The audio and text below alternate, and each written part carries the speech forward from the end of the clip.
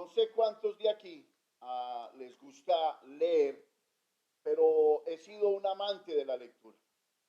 Recuerdo mucho en mis años de adolescencia haber leído o haber mostrado interés por los famosos cuentos de Julio Verne. No sé si los han llegado a escuchar. Viaje al centro de la Tierra, viaje al fondo del mar, viaje a la luna. Y tal vez cuando leíamos esas historias, esos famosos cuentos, no se habían logrado esas hazañas. Pasaron los años y parece que esos cuentos fueron proféticos, porque luego el hombre alcanzó el fondo del mar, no ha alcanzado el centro de la tierra, pero sí ha logrado salir al espacio sideral. Pero lejos está de compararse con la Biblia. La Biblia maneja historias asombrosas. ¿Cómo olvidar a Daniel en el foso de los leones? Los sátrapas, los enemigos de su época, que tenían envidia de Daniel, no querían verlo gobernar, y más gobernar con justicia. Y bajo el mandato del rey Darío, querían acabar con Daniel. Buscaron la forma de ponerle una trampa y lo lograron. Querían evitar que Daniel invocara el nombre de Dios. Daniel lo hacía por la mañana, lo hacía por la tarde, lo hacía por la noche. La Biblia registra que Daniel buscaba a Dios en esos tres momentos del día. Y la ley era que nadie se podía dirigir a otro Dios, sino a los dioses de Darío, o a Darío como humano. Los sátrapas, llenos de envidia, lo llevaron ante el rey, y como el rey había firmado un edicto, Daniel fue lanzado al foso de los leones.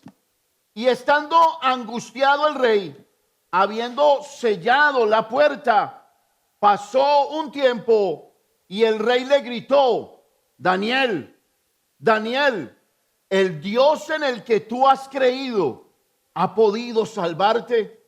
Y ese es tremendo, escuchar la voz de Daniel desde el foso de los leones diciendo: sí, Señor, Dios envió su ángel, cerró la boca de los leones y sigo con vida. Gloria a Dios. ¿Cómo olvidar esa historia asombrosa? Pero también cómo olvidar la famosa historia de la viuda de Sarepta. Tiempo de hambruna, tiempo de escasez, tiempo de sequía. Y la Biblia nos dice que estaba preparada para morirse, con un puñado de harina y con una pequeña tinaja con aceite. La Biblia nos enseña que llegó Elías y Elías le dice: hazme una torta para mí. A lo que ella responde: prácticamente no puedo, lo que tengo es para mí y para mi hijo y para luego morirme. La Biblia registra que Elías le dice: no, hazme una torta a mí primero. ¿Qué tan importante darle el primer lugar a Dios? ¿Qué tan importante es obedecer a Dios? Ella obedeció a Dios y lo hizo a través de la voz de Elías. Y cuando obedeció, Elías le dijo: si me das a mí primero, no faltará la harina en la tinaja, ni el aceite en la vasija. Y se hizo el milagro. No murió de hambre. ¿Qué tan importante es creer en el Señor? La Biblia registra esas historias con una credencial de fe muy grande. Una fe que nosotros necesitamos tener en tiempos difíciles, en tiempos postreros, en tiempos donde la fe del cristiano es sacudida por las filosofías de este mundo. En esta mañana le hemos dado por título a la prédica de hoy: una fe inquebrantable. Una fe inquebrantable. Para ello, acompáñeme al libro de Isaías, capítulo 40, versículos del 9 al 11. Isaías capítulo 40, versículos del 9 al 11. Recuerden, estas dos historias presentan una credencial de fe. Vamos a leerlo en el nombre del Padre, del Hijo y del Espíritu Santo. Y lo vamos a hacer todos juntos como iglesia. 1, 2 y 3. Súbete sobre un monte alto, anunciadora de Sión. Levanta fuertemente tu voz, anunciadora de Jerusalén. Levántala, no temas. Di a las ciudades de Judá: ved aquí al Dios vuestro. He aquí que Jehová, el Señor, vendrá con poder y su brazo señoreará. Y he aquí que su recompensa viene con él y su paga delante de su rostro. Como pastor apacentará su rebaño y en su brazo llevará los corderos y en su seno los llevará. Pastoreará suavemente a las recién nacidas. El versículo 9 del capítulo 40 de Isaías nos muestra una carta maravillosa de presentación de Dios. Dice: ved aquí el Dios vuestro. Un Dios personal, un Dios que quiere relacionarse con nosotros, un Dios que nos invita a creer en Él, un Dios que no se puede comparar con nadie, un Dios que tiene especial cuidado de nuestras situaciones difíciles. Los versículos siguientes, 10 y 11, mencionan frases como estas: vendrá con poder, su brazo señoreará, su recompensa viene con él, su paga delante de su rostro. Como pastor apacentará su rebaño, pastoreará suavemente a las recién paridas. Definitivamente, las promesas de Dios convierten nuestras dificultades en vivencias y en resultados hermosos. Permítame, se lo repito. Definitivamente, las promesas de Dios convierten nuestras más duras experiencias en resultados hermosos. Pero hay una condición: se trata de creer y confiar en sus promesas. De lo contrario, cada prueba se convertirá en una aflicción muy difícil o imposible de llevar si usted no aprende a confiar en el Señor. Amados, la realidad es que las pruebas vendrán, pero no vendrán para quedarse. Se lo voy a volver a repetir. En el mundo tendremos aflicciones, pero confiad, yo he vencido al mundo. Las pruebas van a venir. No va a haber quien se libra. Por más dinero que usted tenga, por más fuerte que usted tenga, por la mejor salud que usted tenga, las pruebas van a venir. Pero la noticia excelente es que no van a venir para quedarse, porque al confiar en el Señor saldremos librados de cada una de ellas. Alábelo, mi hermano. Dios se presenta como el Dios en el que podemos confiar. En Él podemos tener una fe inquebrantable. La fe inquebrantable se desarrolla cuando aceptamos la verdad de Dios en su palabra, entre ellas la soberanía de Dios. Diga conmigo: soberanía de Dios. La confianza en Dios se desarrolla cuando nosotros aprendemos a tener confianza en su palabra. No en los cuentos de Julio Verne, son cuentos. Confianza en su palabra. Y la palabra nos dice y nos habla que en algo en lo que nosotros debemos de confiar se llama soberanía de Dios. Y este sería el primer punto de esta mañana. La soberanía de Dios, una verdad inquebrantable. ¿Cuántos dicen amén? La soberanía de Dios, una verdad inquebrantable. Y quise buscar esta diapositiva porque muchos dicen por ahí que el mundo está en descontrol. Y déjeme decirle, es un caos, pero no está en las manos del maligno. Él se pasea por allí. Él es el príncipe de este mundo. Pero por encima de ese príncipe está el Rey de Reyes y Señor de Señores. Dice la Biblia que Él gobierna con autoridad. Y por eso el mundo está en las mejores manos del universo, en las manos de Dios.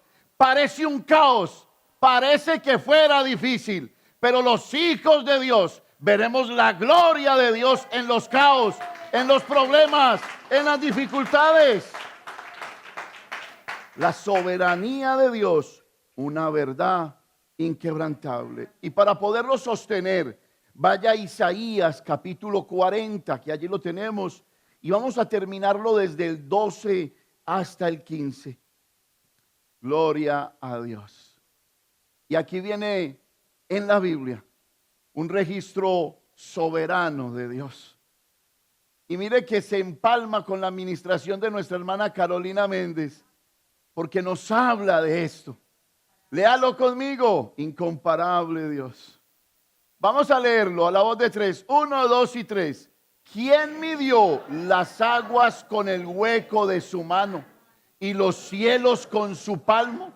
Con 3 dedos juntó el polvo de la tierra y pesó los montes con balanza y con pesa los collados. ¿Quién enseñó al Espíritu de Jehová o le aconsejó enseñándole? Verso 14. ¿A quién pidió consejo para ser avisado? ¿Quién le enseñó el camino del juicio o le enseñó ciencia o le mostró la ciencia de la prudencia? He aquí que las naciones le son como la gota de agua que cae del cubo, y como menudo polvo en las balanzas le son estimadas. He aquí que hace desaparecer las islas como polvo. Para tener la fe que nos permite tener tranquilidad bajo las pruebas más difíciles, necesitamos saber que el Señor siempre está en control.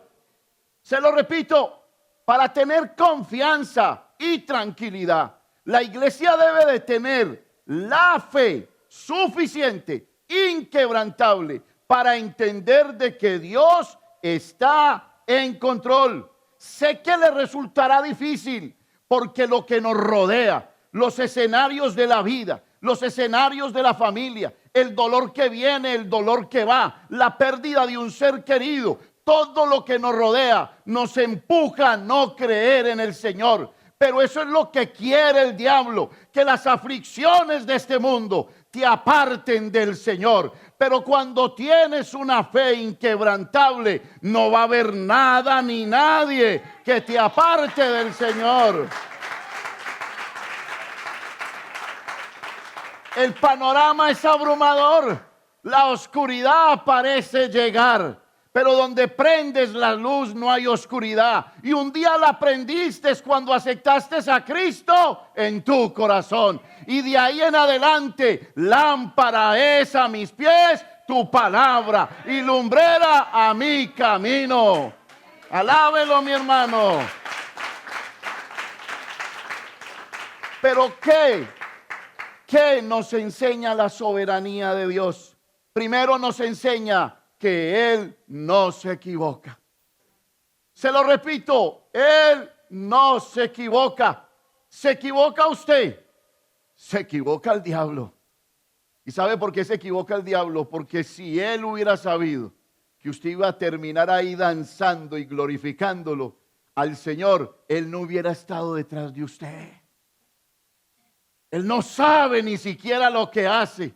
Pero el Dios de los cielos lo ha planificado todo para que todo nos dé la victoria. ha movido el universo y ha creado el universo y nos ha nombrado a nosotros la corona de su creación para que todo se junte para la victoria de su pueblo. ¿Usted está aquí? Él tiene cómo nos damos cuenta que nos enseña la soberanía de Dios, que Él no se equivoca, que nada le sale malo o mal en sus manos, que nada se sale de las manos de Dios, que Dios tiene la capacidad de poner en práctica su santa voluntad o su supremacía. ¿Quién le impedirá a Dios trabajar en su corazón? ¿Quién le impedirá a Dios decirle que no lo haga? ¿Quién aconsejará a Dios? ¿Quién lo reconvendrá? ¿Quién le dirá, estás equivocado? Dice la Biblia que su sabiduría es ilimitada. Lo llaman un ser infinito, un Dios infinito. No es como tú, no es como yo, que somos finitos. Él no tiene límite, su poder no tiene límite, su grandeza y su gloria no tiene límite. No hay palabras para describir quién es el Señor, y ese Dios es el que nos acompaña de día y de noche. Su palabra declara esto: yo soy Dios y no hay otro Dios, y nada hay semejante a mí.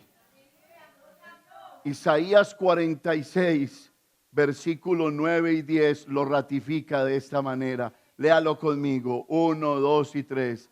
Acordaos de las cosas pasadas, de los tiempos antiguos, porque yo soy Dios y no hay otro Dios, y nada hay semejante a mí. Versículo 10. Que anuncio lo porvenir desde el principio y desde la antigüedad lo que hay.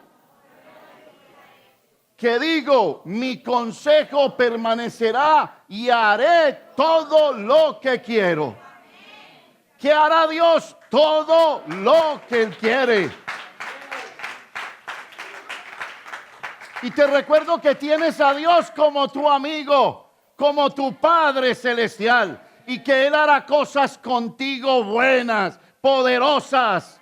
Que no temas ni desmayes, que no desconfíes, porque si hasta aquí sin Dios habías podido llegar, cuán lejos llegarás de la mano del Todopoderoso. Alábalo.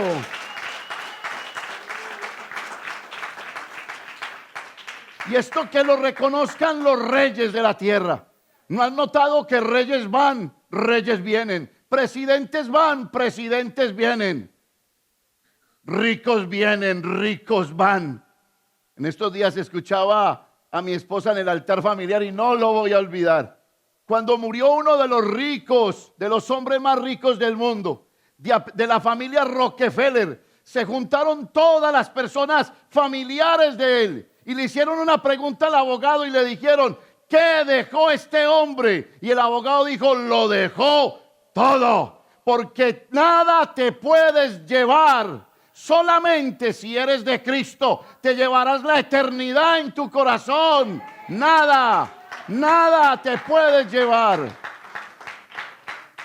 Hombres vienen y hombres van. Ricos vienen y ricos van. Poderosos vienen, poderosos van. Pero Él permanece para siempre. Y esto nos lo dice un hombre que fue el hombre en su época más poderoso. El famoso rey Nabucodonosor, en su tiempo orgulloso y engreído, vanidoso y soberbio. Pero cuando Daniel se ponía delante de él, Nabucodonosor se derretía. Sabía que el Dios al que él le servía no era como el Dios de Daniel. Dios poderoso, Dios sublime, que se encarga de revelar los tiempos futuros. Allí es donde no entiendo por qué visitar un hechicero, por qué visitar un brujo, cuando Dios por su palabra me dice que me espera. Cuando Dios por su palabra me dice que me espera. Y en la boca de ese rey, en Daniel capítulo 4, versículo 35, este rey hace esta tremenda declaración. ¿Cómo se llama la prédica? ¿Una fe qué? Y mire lo que hace este rey con esta declaración. Daniel capítulo 4, versículo 34 y 35. Le voy a pedir un favor, léalo duro, porque esto es para gente que cree.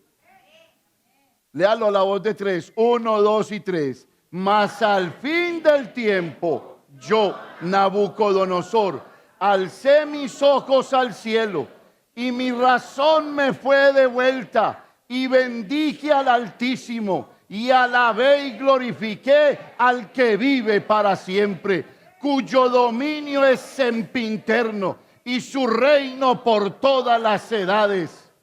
Todos los habitantes de la tierra son considerados como nada, y él hace según su voluntad en el ejército del cielo y en los habitantes de la tierra, y no hay quien detenga su mano y le diga: ¿qué haces? A ese es el Dios que tú le sirves. Ese es el Dios que tú amas. Y ese es el Dios que un día se reveló a tu vida. Si hubiera sido orgulloso, no se hubiera revelado. Si no te hubiera amado, no le hubieras conocido. Pero de tal manera amó Dios al mundo, se reveló a ti. Y se reveló para perdonar tus pecados, no para condenarte, no para acusarte, no para decirte que estabas perdido. Se reveló para salvarte. Dios es bueno. Este rey sabía quién tenía el control. A eso se le llama soberanía de Dios. Nada nos puede dar más fuerza y más confianza en el mundo que saber que Él tiene el control. Y por eso podemos confiar que Dios nunca nos fallará. Nada llega por casualidad a la vida del creyente. Él lo planeó. ¿Quién se puede interponer? Nadie. Nadie. Hay una filosofía humanista barata, muy barata, que dice que Dios lo toma por sorpresa los eventos catastróficos de este mundo.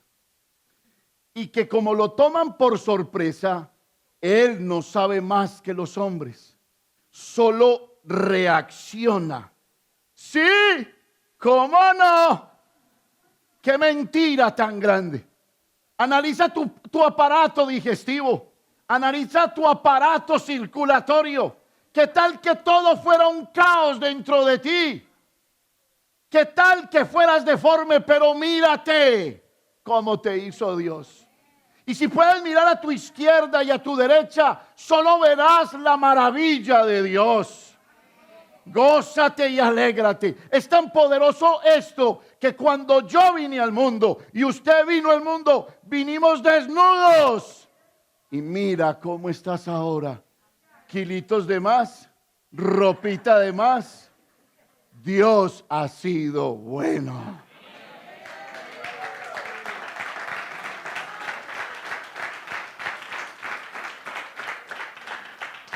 Y como a usted le gusta leer la Biblia, pero hoy traje una lectura como para aquellos que no les gusta leer la Biblia. Podemos reprocharle al humanismo, a Satanás, que a Dios nada lo coge por sorpresa, que Él lo tiene todo planificado, que Él moverá el universo.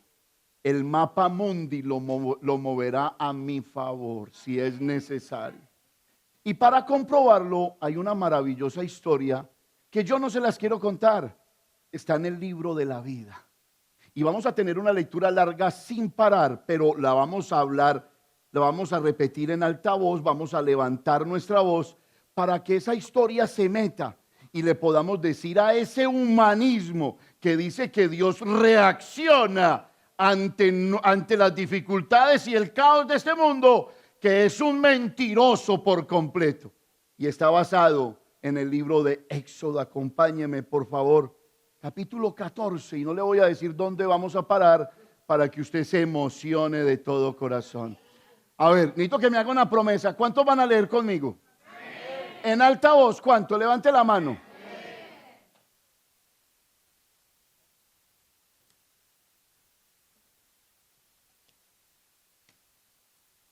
Una historia maravillosa. Y la vamos a leer a la voz de 3. 1, 2 y 3. Habló Jehová a Moisés diciendo: di a los hijos de Israel que den la vuelta y acampen delante de entre Migdol y el mar hacia Baal-Zephón. Delante de él acamparéis junto al mar. Porque Faraón dirá de los hijos de Israel: encerrados están en la tierra, el desierto los ha encerrado. Un momentico, devuélvete, amigazo.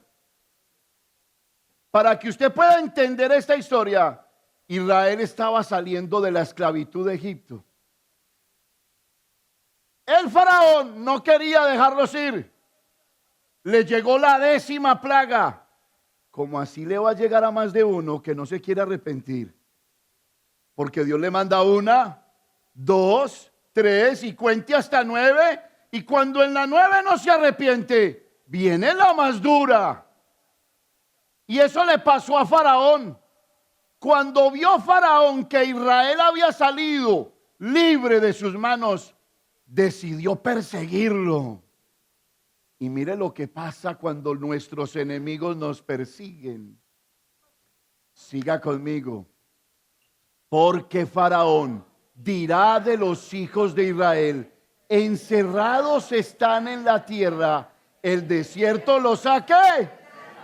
Oh, qué maravilloso. Y hay veces usted que dice: no, ¿por dónde me escapo de esta? Hay veces usted dice: me va mal en A, en B, en C y me pasa esto y esto, estoy en el desierto. Y eso decía Faraón: no van a tener escapatoria porque se metieron en el desierto. Pero allí es donde Dios se glorifica. Siga leyendo conmigo y no pierda la pasión. Y yo el corazón de Faraón para que lo siga, y seré glorificado en Faraón y en todo su ejército. Y sabrán los egipcios que yo soy Jehová. Y ellos lo hicieron así. Y fue dado aviso que el pueblo huía, y el corazón de Faraón y de sus siervos se volvió contra el pueblo. Y dijeron: ¿cómo hemos hecho esto de haber dejado ir a Israel para que no nos sirva? Y unció su carro y tomó consigo su pueblo. Y tomó 600 carros escogidos y todos los carros de Faraón y los capitanes sobre ellos. Y endureció Jehová el corazón de Faraón, rey de Egipto. Y él siguió a los hijos de Israel. Pero los hijos de Israel habían salido ¿cómo? ¿Cómo?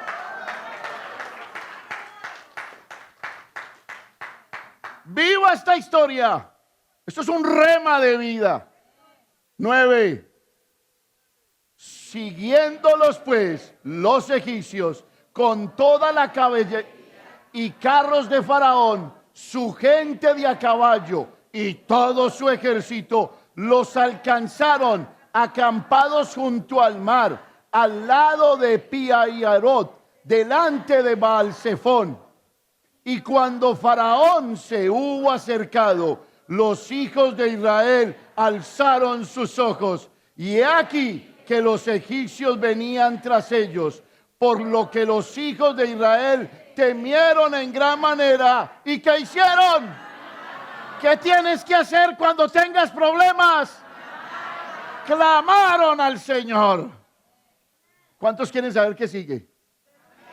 Siga leyendo conmigo. Y dijeron a Moisés: no había sepulcros en Egipto que nos has sacado para que muramos en el desierto. Porque has hecho así con nosotros, que nos has sacado de Egipto. Siga conmigo. ¿No es esto lo que te hablamos en Egipto diciendo, déjanos servir a los egipcios? Porque mejor nos fuera servir a los egipcios que morir. ¡Qué pueblo tan duro! ¡Qué pueblo tan duro! ¿Y cuántos no hemos sido así? Que le hemos dicho a Dios, me hubieras dejado allá con mi primer marido, me hubieras dejado allá en mi primer trabajo, me hubieras dejado allá, no me hubieras sacado. Pero Dios siempre tiene cosas mejores para nosotros. Siga leyendo. Y Moisés dijo al pueblo, no temáis, estar firmes y ved la salvación que Jehová hará hoy con vosotros. Porque los egipcios que hoy habéis visto, nunca más, para siempre. ¿Cuántos lo creen? Siga leyendo. Jehová peleará por nosotros y vosotros estaréis tranquilos. Entonces Jehová dijo a Moisés, ¿por qué clamas a mí? Dile a los hijos de Israel que ¿qué? Parada. ¿Qué le dijo Dios a Moisés que le dijera al pueblo? No le dijimos a esta iglesia en la pandemia. No le dijimos a esta iglesia en el parque. Y Jehová no proveyó salvación. Hay gente que se desanima y no vuelve a la iglesia. Y Dios le está diciendo, diles que marchen, diles que continúen, que miren hacia el frente y miren hacia el cielo. Siga conmigo. Entonces Jehová dijo a Moisés, compasión, ¿por qué clamas a mí? Di a los hijos de Israel que marchen. Y tú alza tu vara y extiende tu mano sobre el mar y divídelo. Y entren los hijos de Israel por medio.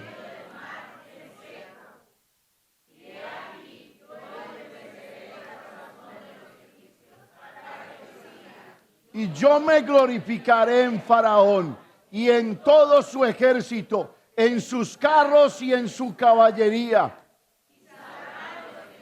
Que yo soy Jehová cuando me glorifique en Faraón, en sus carros y en su gente de a caballo. Y el ángel de Dios que iba delante del campamento de Israel se apartó e iba en pos de ellos. Y asimismo la columna de nube que iba delante de ellos se apartó y se puso a sus espaldas. E iba entre el campamento de los egipcios. Y era nube y tiniebla para aquellos, y alumbraba a Israel de noche. Y en toda aquella noche nunca se acercaron los unos. Para un momentico, eso está muy rico. Esos enemigos que usted ve que ya están cerquita, no lo van a tocar. No lo van a tocar. Siga leyendo conmigo.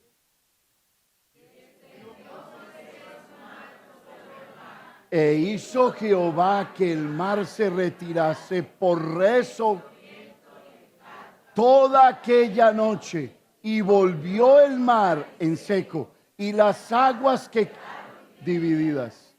Entonces los hijos de Israel entraron por en medio del mar. ¿Cómo? No se mojaron ni una uña. Ni una uña.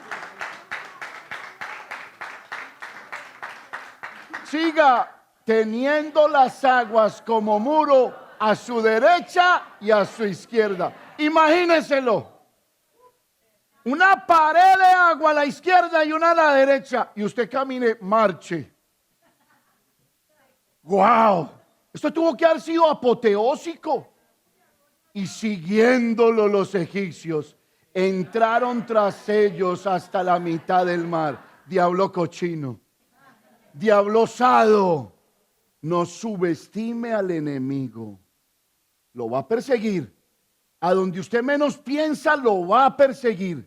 Y si usted no cuida su vida espiritual, él lo va a derrotar. Y siguiéndolo los egipcios, entraron tras ellos hasta la mitad del mar. Toda la caballería de Faraón, sus carros y su gente de a caballo. Aconteció a la vigilia de la mañana que Jehová miró el campamento de los egipcios desde la columna de fuego y nube y trastornó el campamento de los egipcios y quitó las ruedas de sus carros y los trastornó gravemente. Entonces los egipcios dijeron: huyamos delante de Israel, porque Jehová pelea por ellos contra los egipcios. Y Jehová dijo a Moisés: extiende tu mano sobre el mar, para que las aguas se vuelvan sobre los egipcios, sobre sus carros y sobre su caballería. Entonces Moisés extendió su mano sobre el mar, y cuando amanecía él,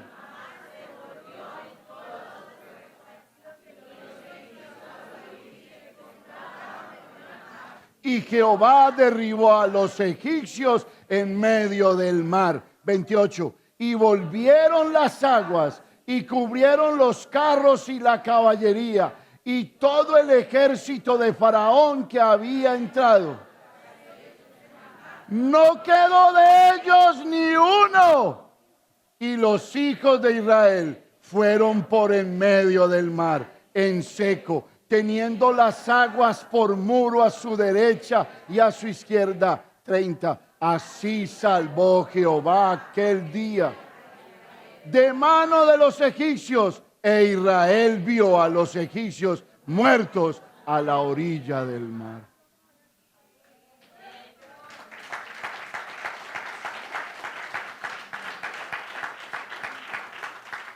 Si usted mira esa historia, Dios no solamente conocía el pasado de Israel y quienes los estaban siguiendo, conocía el presente y lo que Israel necesitaba, pero también conocía el futuro. Cuando le dijo a Moisés: levanta tu vara, no me pidas más, levanta tu vara, tu vara. Hay gente que lleva orando y orando y orando y orando y no levantan la vara. Piden por un trabajo, pero no buscan un trabajo. Esto es increíble. No levantan su vara. Podemos decirle entonces a la filosofía de este mundo que está equivocada. Ahora, imagínense en todo este poder sobrenatural en las manos de un Dios malo, injusto y un Dios que no se preocupe por nosotros. Imagínense el mismo poder en las manos de Satanás. El príncipe de este mundo quiere ese poder, pero Dios en su soberanía no se lo permitió. Imagínese por un momento ese poder en las manos de un Dios perverso e injusto. El mundo sería un caos. Sería imposible describir al mundo, pero es que Dios no solamente es soberano. La Biblia dice que es Dios de amor. La Biblia dice que es misericordioso, lento para la ira, pero grande en misericordia. La Biblia dice que Él es bondadoso. La Biblia dice que es perdonador. La Biblia habla de su amor por nosotros. ¿Confiaría usted en un Dios que usted no conoce? No confiaríamos. Pero nosotros tenemos razones suficientes para confiar en el Dios que conocemos. No solamente por lo que dice la Biblia, sino por nuestras vivencias personales. Tendría que ser usted un gran malagradecido que no se ubique todos los días pensando que Dios está de su lado, que no se ubique pensando que Dios lo ha favorecido. Pastor, usted no sabe que tiene mi esposo, yo no sé qué tiene, pero por eso Dios no ha dejado de ser bueno. No se trata de lo que nos acontece para describir a Dios. Se trata de quién es Él, soberano, poderoso, misericordioso. No hay una fórmula mágica para volvernos gigantes espirituales. De la noche a la mañana, solo una forma hay, y es conocer a Dios a través de su palabra. No hay una oración mística que hagas 3 veces al día para madurar. Solo hay un solo camino. Ve a la fuente de vida llamada Jesucristo. La única fuente de poder que va a cambiar nuestras vidas es la Biblia, es su palabra. Confiar en Él sería más fácil. Podríamos confiar en Él si lo viéramos. Si Dios mostrara su ejército a favor nuestro. Si lo pudiéramos ver cara a cara. Pero la realidad es que el mundo espiritual no lo podemos ver. Pero le voy a decir una cosa. El mundo espiritual es más verdadero que el mundo material. El mundo material pasa. Hoy tenemos, mañana no tenemos. Pero ese mundo espiritual, el que Dios ha creado, permanece siempre allí. Ángeles a favor nuestro, su sangre en nosotros, su poder a favor de nosotros. ¿Cómo puedo aprender a confiar que Dios tiene el control? Primero, descansando en Él. Primero, descansando en Él. Segundo, conociéndolo a Él. Daniel nos dice que el pueblo que conoce a su Dios se esforzará y actuará. Jeremías capítulo 32, versículo 27 nos quiere llevar a una verdad muy especial. He aquí que yo soy Jehová, Dios de toda carne. ¿Habrá algo que sea difícil para mí? Familia, nosotros podemos decirlo de boca para afuera, pero la invitación es creer con todo nuestro corazón. La soberanía de Dios es tan increíble, que Dios utiliza la alabanza para romper ligaduras del alma. Por eso te invito a que no vengas tarde, a que vengas temprano y te conectes con la alabanza y la adoración de entrada. Y es tan tremenda la alabanza y la adoración que mire lo que dice el Salmo capítulo 32, versículo 7. ¿Quién iba a creer que una alabanza ungida por el Señor, ministrada en nuestro corazón, tenga el poder de liberarnos, tenga el poder de quitarnos la carga? Mire lo que dice Salmo 32, 7. Tú eres mi refugio, me guardarás de la angustia, con cánticos de liberación me rodearás. La Nueva Versión Internacional dice: con cánticos de liberación me rodearás. ¿No le parece increíble que usted venga con depresión, con angustia, con ansiedad, y que usted cuando dice: cuando levanto mis manos, comienzo a sentir una unción? Cuando levanto mis manos. Familia, la soberanía de Dios utiliza un arma poderosa, la alabanza y la adoración. Por eso no entiendo cuando viene gente a la iglesia y dice: la misma canción 18 días. ¿Es que es para usted la canción o es para él la canción? No es para usted. Usted no haga sino gozarse y alegrarse en el Señor. Pero la Biblia dice que cuando cantamos, Él mora en la alabanza de su pueblo. Hay liberación, hay sanidad, hay poder. Y para terminar en esta mañana hay un segundo punto que me parece que el título debe de hablarnos. Desecha la manera en que usted cree que Dios debe de actuar. Usted no es Dios. No juegue a ser Dios. Si usted no sabe hacia dónde va, no siga caminando. Quédese quieto y vea la gloria de Dios. No se las pique de sabio. No nos la piquemos de entendido. Deseche la manera en que usted cree que Dios debe de actuar. Hay personas que llevan años con una vida espiritual estéril porque solo están esperando que Dios actúe como ellos quieren que Dios actúe. La soberanía de Dios, y esto lo escribí esta madrugada, y usted lo podrá analizar. No sé si vino de mi carne o no sé si viene del Señor, pero quiero que lo escuche con atención porque a mí me llegó. La soberanía de Dios respeta mucho las decisiones de tu fe o de tu incredulidad. Nadie puede manipular la soberanía de Dios. Eso es imposible. Pero Dios sí puede hacer que su soberanía, por tus decisiones, te priven del bien que debes de recibir. Él puede hacer que su soberanía se mueva hacia el dolor que tú mismo vienes buscando.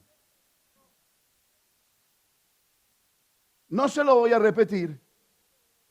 Busque la predica y aliméntese de ella. ¿Y cómo podemos entender eso? La soberanía de Dios versus la soberanía de Jonás. Llega Dios y le dice: Jonás, vete para Nínive y dile a Nínive que si no se arrepiente, va a ser destruida. ¿Y qué hizo Jonás? La soberanía de Jonás. Huyó Jonás hacia Tarsis y creyó que entre más lejos estuviera, estaba apartado de Dios. Pero como a Dios lo llaman el omnipresente, está en todo lugar, no hay pensamiento que se escape de él. Huyó. Y la soberanía de Jonás lo llevó a terminar en el vientre de un pez, de un gran pez. Te pregunto, ¿en qué vientre estás ahora? Porque tu soberanía, tu rechazo a Dios, tu rebeldía, te harán tener tu propio vientre. Y eso producirá tu propio dolor. Y la soberanía de Dios es poderosa, pero también es un caballero que te deja actuar a ti conforme a ti te da la gana, para que a la postre o termines en sus manos de misericordia si ha puesto los ojos sobre ti, o termines comiendo del mal que tú mismo has inventado.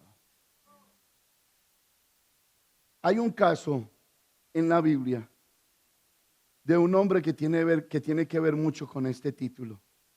Desecha la manera en que usted cree que Dios debe de actuar. Y se le conoce como Naamán. Vaya conmigo a Segunda de Reyes, capítulo 5, versículos del 9 al 12. Y antes que me lo proyecten, ya me lo proyectaron.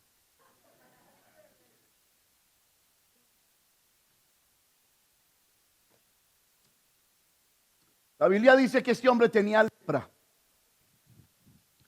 Una lepra brava. Pero dice que era capitán del ejército de Siria. Póngame cuidado que ya voy a acabar. Y dice que este hombre tenía una lepra bravísima. Pero Dios lo utilizaba para traer victorias a su rey. Un día escuchó por siervas hebreas que había profeta en Israel. Tal vez hoy no tendremos la categoría de esos profetas, pero tenemos al Nazareno que se pasea en medio nuestro y que tiene poder para sanar, para libertar y para restaurar. Y dice que este hombre escuchó que había profeta en Israel y le dijeron: ve, que seguro hay sanidad para tu lepra. Y el hombre se llenó de regalos para comprar el bien que buscaba. Y déjame decirte, no hay regalo que compre a Dios, solo un corazón contrito y humillado. Y este hombre llegó y aquí empieza una historia maravillosa. Porque él llegó con una expectativa de que este hombre en su carne hiciera algo por él. Y mira lo que dice. Segunda de Reyes, capítulo 5, versículo del 9 al 12 y luego saltamos al 14.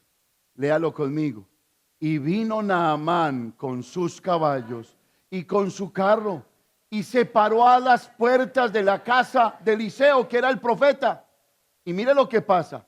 Entonces Eliseo le envió un mensaje diciendo: ve y lávate 7 veces en el Jordán. ¿Cuántas? 7. ¿Cuántas? 7. Número perfecto. Número perfecto.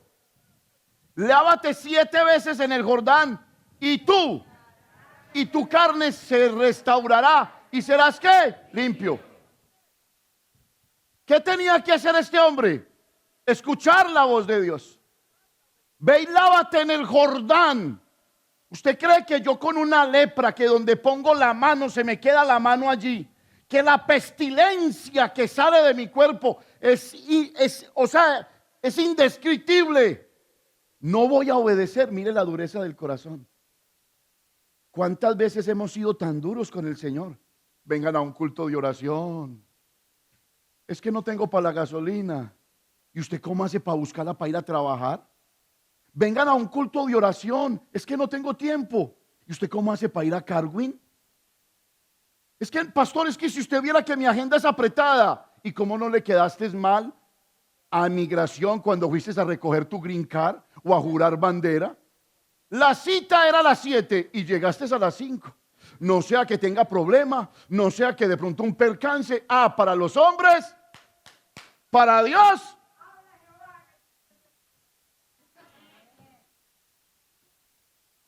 Y mira lo que pasa.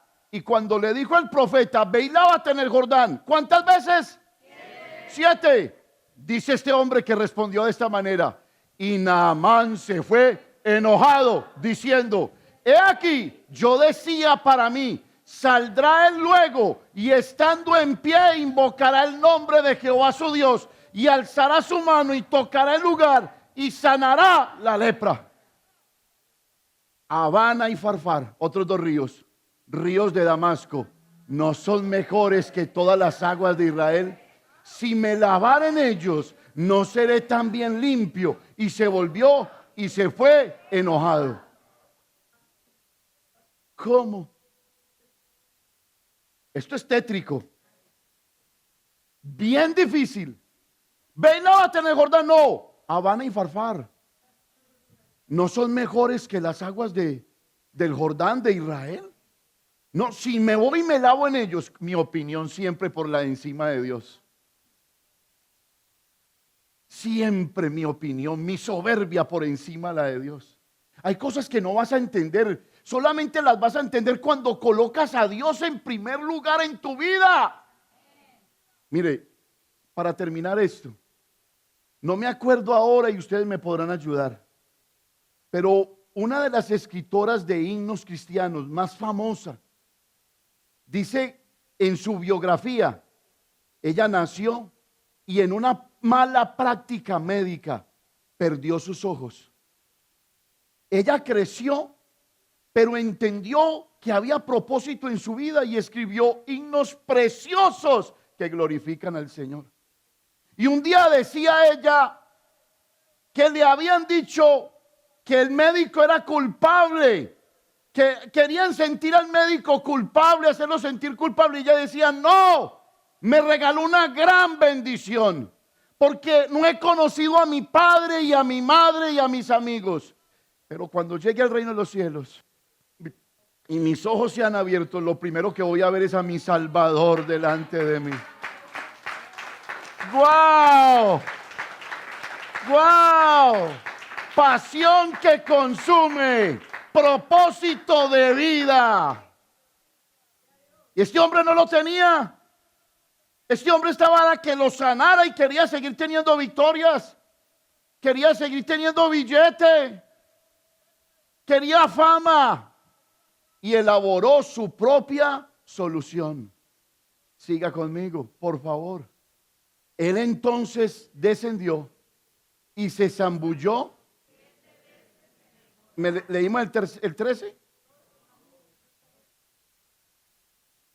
Ok, déjalo ahí tranquila. ¿Qué fue lo que sucedió? Él se fue enojado. Las siervas de Israel, su sirvienta, le dijeron: Señor, no te enojes. No te enojes.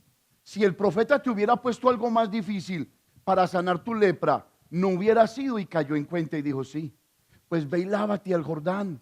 Entonces el hombre decide obedecer y mire lo que pasa. Él entonces descendió y se zambulló 7 veces en el Jordán, conforme a la palabra del varón de Dios, y su carne se volvió como la carne de un niño y quedó limpio. Mis soluciones son las que sirven. No son las trascendentales, las de Dios, las que nos llevan a estar limpios. Hay muchas personas que quieren estar limpios bajo sus propios conceptos. Oiga, es horrible hablar con ellos, porque ellos juran que están limpios como ellos creen que es, pero nunca se paran a pensar cómo dice la Biblia que te quiere limpio, y pelean con Dios, y su vida es un roller coaster, suben y bajan. Un día los vemos emocionados en el servicio, danzando, brincando, y otros días los vemos de perfil bajo. Y tal vez uno tiende a confundir la humildad, pero tal vez con el pecado. Tal vez uno tiende a confundir el silencio, tal vez con el pecado y con una vana manera de vivir. Porque la gente pelea con la Biblia y se elabora sus propios estándares de vida y pone sus propias reglas. Y es lo que yo creo, lo que yo pienso. Pero si literalmente nos paramos en la palabra y la obedecemos, entonces conoceremos a un Dios soberano en el que podemos confiar y en el que podremos tener una fe inquebrantable. ¿Usted está conmigo? Proverbios 3, 5 y 6 lo leemos y nos ponemos de pie. 1, 2 y 3. Fíate de Jehová de todo tu corazón y no te apoyes en tu propia prudencia. Reconócelo en todos tus caminos y Él enderezará tus veredas. ¿No le parece glorioso que usted reconozca al Señor en sus caminos para que Él enderezca sus veredas? Es la prosperidad que tú quieres versus la prosperidad que Dios te quiere dar. Es la limpieza de tu alma que tú imaginas que debe de ser versus lo que Dios te propone en la Biblia. ¿Qué es lo que quieres? ¿A dónde quieres llegar? ¿Quieres tener una fe inquebrantable? Pues desde hoy vas a tener que aprender a confiar en la soberanía de Dios. Él no se equivoca. Él lo que hace, lo hace perfecto. Perfecto, Él nunca se equivoca. Él es Dios todopoderoso. Colóquese de pie, mi hermano querido, por favor.